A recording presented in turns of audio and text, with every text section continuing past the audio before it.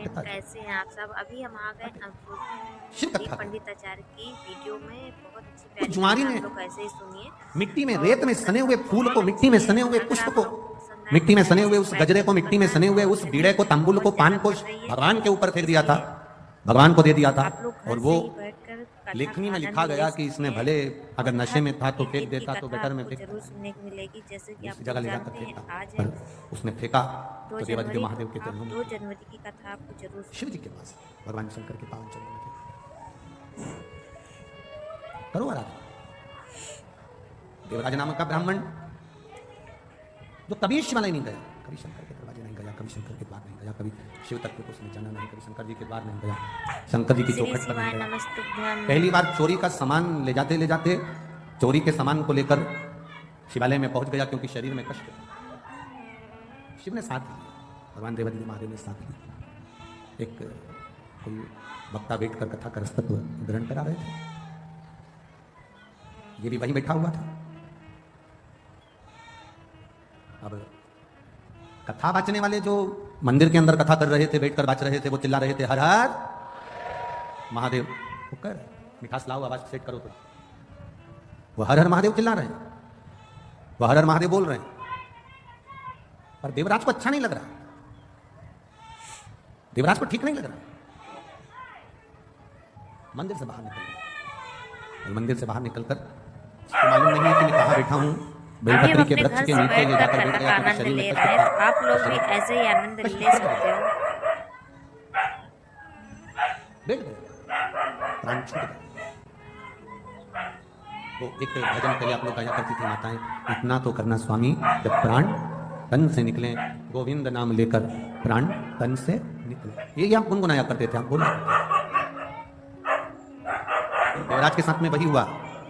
शिव जी के मंदिर में बैठा, शरीर में ताप था। शिव महापुराण की कथा को 2 क्षण, थोड़ी सी देर की कथा उसके कानों में गई थी। बाहर निकला, बेलपत्री के वृक्ष की छांव में बैठा था और उसके प्राण छूट गए। शिव महापुराण कहती है, भगवान शंकर का संवाद करता है, शिव महापुराण की कथा कहती है, भगवान शंकर की पावन चरित्र कर रहा है, कथा कर रही है। भूलवश भी, अनायास,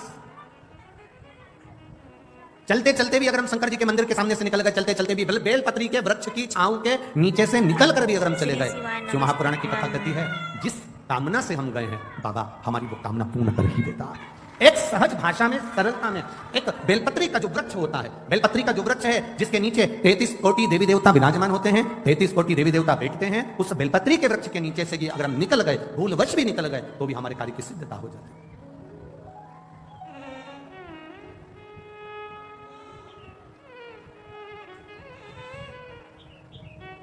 देखिए, देवराज के प्राण चले गए, देवराज के प्राण छूट गए। अब जब प्राण छूटे तो शिव जी की एक लीला बड़ी विचित्र है। भगवान का नाम लेने वाले के जब प्राण छूटते हैं तो उनको लेने के लिए भगवान नारायण के पार्षद पहुंचते हैं। अभी हम अपने घर से बैठकर कथा का आनंद ले रहे हैं, तो भगवान आप नारायण लोग के भी पार्षद ऐसे ही आनंद ले सकते हो। पर शंकर के मंदिर में 1 लोटा जल चढ़ाने वाला, शिव जी का गुणगान करने वाला, त्रिपुंड लगाने वाला, गले में रुद्राक्ष धारण करने वाला, शिव कथा में अपने जीवन को रमाने वाला, शंकर के मंदिर के आसपास में भी अगर हमारा निवास है और हम वहां से रोज निकल कर जाते हैं, तो शिव तत्व को जानने वाला, त्रिपुंड लगाने वाला, रुद्राक्ष धारण करने वाला, शंकर के नाम का उच्चारण करने वाला, शंकर का गुणगान करने वाला जब प्राणों को छोड़ता है तो उसको लेने के लिए भगवान के पार्षद नहीं आते, उसको लेने के लिए यम के दूत नहीं आते, उसको लेने के लिए स्वयं देवादिदेव महादेव नंदी लेकर, स्वयं नंदी लेकर।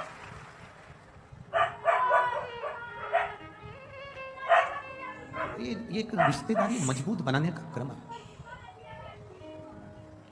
यहाँ जहाँ से वीआईपी लोग अंदर प्रवेश करते हैं ना, यही दरवाजा है ना, अरे बोलो तो जम के, हाँ, तो यहाँ पर से जब वीआईपी लोग अंदर प्रवेश करते हैं और कोई कोई को अंदर नहीं आने दिया जाता है, तो वो तुरंत कह देती है, लगाऊं अभी फोन, श्री शिवाय नमस्तुभ्यम। अभी फोन लगाऊं क्या? अब वीआईपी लोग अब वो बोल दे कि तुम्हारा कार्ड दिखाओ ना, दिया होगा ना बैठने के लिए, वो कहाँ है? मैं घर भूल आई, दिखाऊं? बोल रही हूं ना मैं, मेरे को अंदर जाना है, बोला कि नहीं बोला मैंने?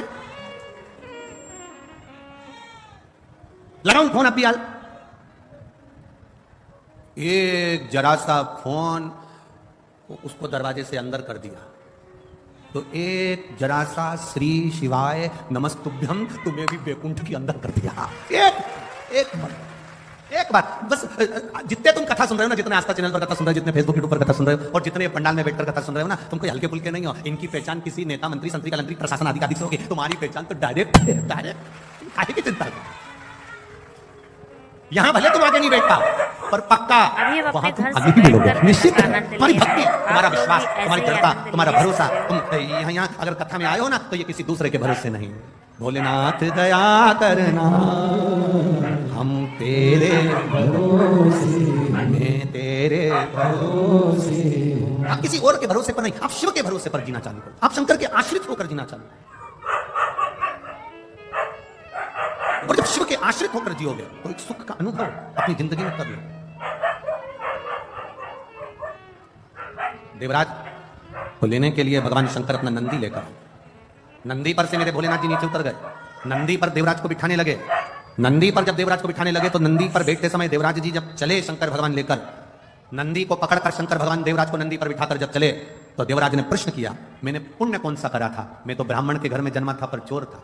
मैं ब्राह्मण के घर में जन्म लिया पर मैंने कभी अच्छा काम नहीं किया। मैंने चोरी करी, वैश्यावृत्ति करी, जुआ खेला, मदिरापान करा, मांसाहार करा, भक्षण करा, गलत गलत काम करे। फिर मैंने पुण्य कौन सा कर दिया जो मैं शंकर भगवान आपके नंदी पर बैठकर कैलाश धाम जा रहा हूं? मैंने पुण्य कौन सा करा? शंकर भगवान तो नहीं बोले, नंदी कह दिया। भृंगी, श्रृंगी, नंदी तीनों ने कहा, तूने पुण्य नहीं करा। तेरी बूढ़ी माँ रोज शंकर जी के मंदिर में 1 लोटा जल चढ़ाने जाती थी, शिवालय में 1 लोटा जल चढ़ाने जाती थी। जो नारी शिव के मंदिर में 1 लोटा जल चढ़ाती है, वो 7 पीढ़ी अपनी नहीं, 71 पीढ़ी मायके की और 71 पीढ़ी ससुराल की तार देती है। 7 पीढ़ी तक का भाव नहीं कहा गया, यहाँ 71 पीढ़ी का भाव कहा गया। 1 पीढ़ी नहीं, ना जाने कितनी पीढ़ियां। यदि हम जा रहे हैं मार्ग से जाते जाते अगर हमारा चित्त, हमारा भाव शुद्ध है, वो मिलता है। आप लोग इतनी दूर दूर से, कोई ना जाने कहां से, कोई ना जाने कहां से आया होगा, गाड़ी से आए होगे, तो ईमानदारी से बोलो, तुम हर कोई सा ड्राइवर लेकर आ गए क्या?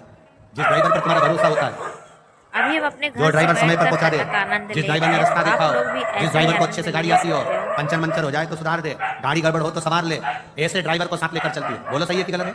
हर किसी के साथ चले जाओगे क्या? तुम्हें जाना है बद्रीनाथ, केदारनाथ, यमुनोत्री, गंगोत्री, कहीं जाना है काशी, कहीं जाना है कहीं, और तुमने कह दिया ड्राइवर भेज दो। अब ड्राइवर भी तो ऐसा होना चाहिए जो गाड़ी चला ले, ड्राइवर भी तो ऐसा हो जो पंचर सुधार ले, ड्राइवर भी तो ऐसा हो जो तुम्हारा कार्य कर ले, ड्राइवर भी तो ऐसा हो जो तुम्हें रास्ता दिखाकर आराम से मंजिल तक पहुंचा दे। तो गाड़ी पर बैठने से पहले ड्राइवर कौन है ये देखा जाता है कि हमें लेकर कौन जा रहा है। उसी तरह संसार सागर में चलते चलते चलते चलते हमें यह देखा जाता है कि हम आखिरी में अपनी मंजिल तक, ड्राइवर अगर सही होगा तो मंजिल तक पहुंचने में देरी नहीं लगेगी, हम वहां तक पहुंच जाएंगे।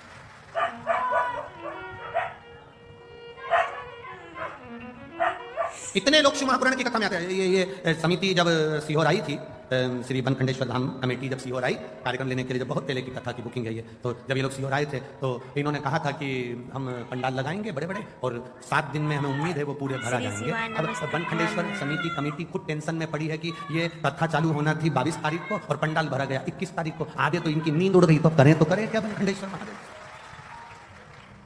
और पूरे ग्राउंड में जितने अंदर हैं उतने बाहर टकटका कर खड़े हैं, नेत्र लगा लगा। जितने अंदर बैठे हैं तीनों पंडाल में उतने, और ये पंडाल तो जाने तो वो एक सामने भोजन का पंडाल बनाया था, भोजन का पंडाल, उसमें भी भरे पड़े।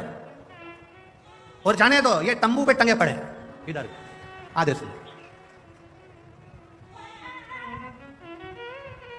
अब बनखंडेश्वर धाम कमेटी को निवेदन है, कल पंडाल की व्यवस्था बढ़ाएं जिससे भक्तों को बैठने में तकलीफ ना हो, जिससे ज्यादा से ज्यादा लोग आराम से बैठ सकें, भक्ति केवल बढ़े।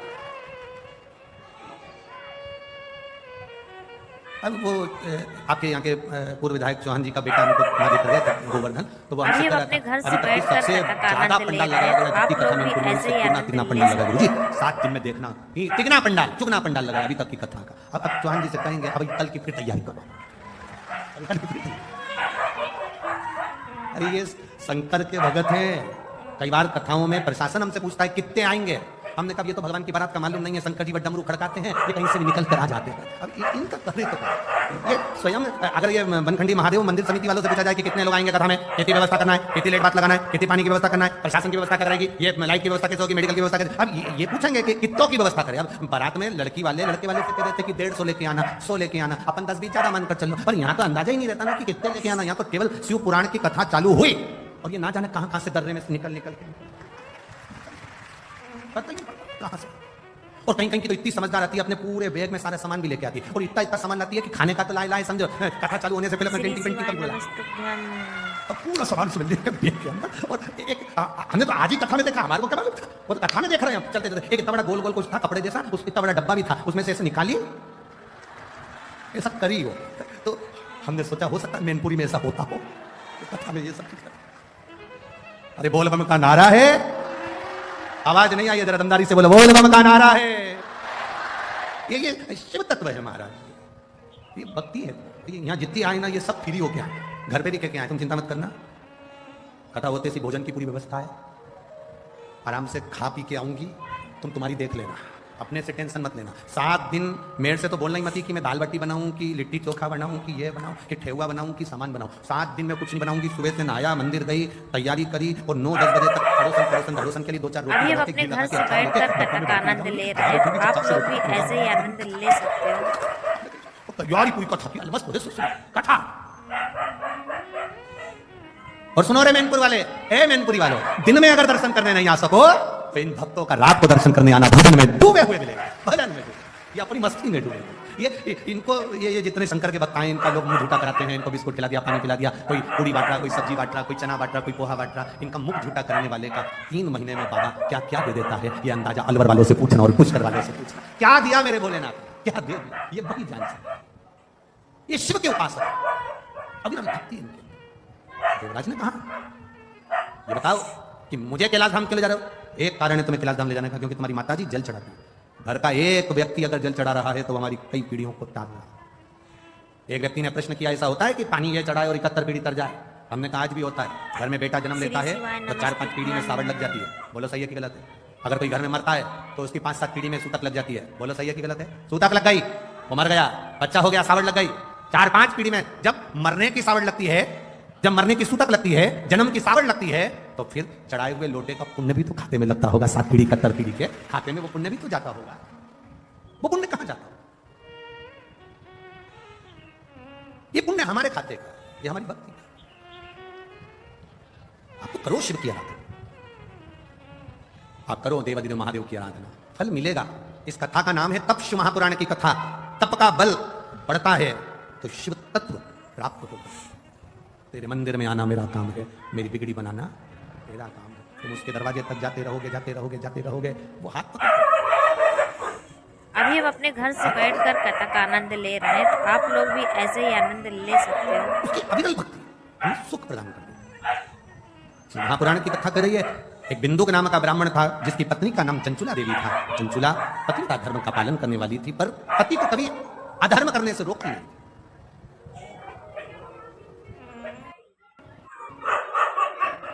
धर्म पत्नी, पति अगर कर्जे में डूबा है और उसके मन में आ रहा है कि कहता है कि मैं ये कर लूंगा, धर्म पत्नी होगी तो बल दे देगी। धर्म पत्नी होगी तो कह देगी कोई मरने की जरूरत नहीं है, फालतू इधर उधर जाने की जरूरत नहीं है, टेंशन मत लो, सब अच्छा होगा, भोलेनाथ जी बैठा है, सब करेगा। धर्म पत्नी में और पत्नी में जमीन